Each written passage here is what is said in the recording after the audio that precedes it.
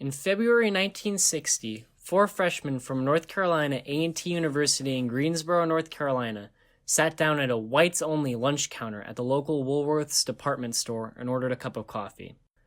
The white staff refused to serve them and asked them to leave, but the students remained seated until the restaurant closed.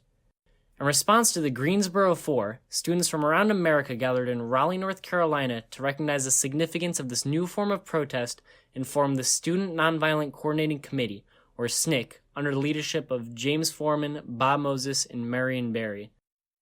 Although the movement started with only the four students in Greensboro, it eventually expanded to more than 70,000 individuals, including males and females, blacks and whites, Catholics, Jews, Protestants, and atheists all across the U.S. While angry white aggressors actively harassed, taunted, and threatened the nonviolent nature of the sit-in protesters, public press aroused sympathy from the national community on the poor treatment of black individuals under the strict laws and culture of segregation. Gradually, over the following months, Southern restaurants went against tradition and started serving black customers at their main counters. Despite learning about sit-ins and their significance in school, very few people have ever had the opportunity to truly see, hear, and feel what protesters experienced while fighting segregation in diners across the United States.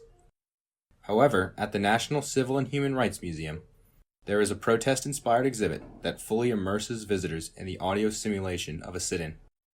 The sit-ins exhibit at the National Civil and Human Rights Museum assists visitors in understanding the brutality and harassments experienced by protesters in diners across America by placing the individual inside a sit-in simulation. The exhibit effectively utilizes a combination of soft ambient noises and coarse rough noises to make the listener feel uncomfortable. Several times throughout the audio, the listener will be relaxed by a calm voice or white noise, only then to be displaced by a sharp interruption of a scream or taunt. This unpredictable, yet frequent, transition between these opposing noises leaves the listener restless and anticipating when the next stressful noise will occur. The unpredictable nature of the tumultuous audio is appropriate as black individuals sitting at diners will never know what to expect next from the white harassers.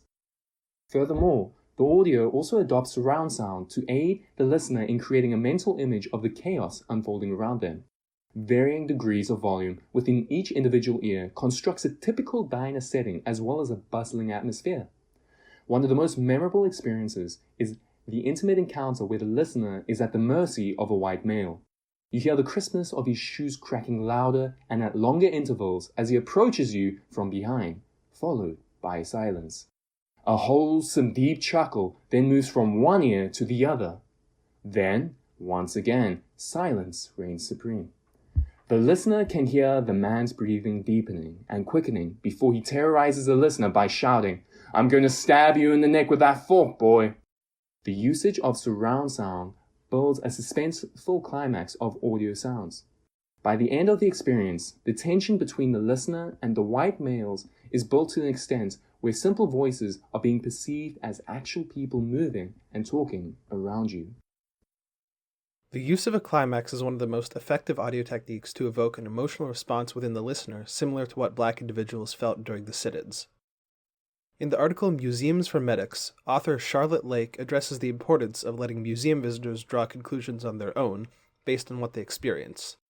By faithfully recreating the environment of the diner, the museum does not explicitly tell the visitor how protesters felt during a sit-in.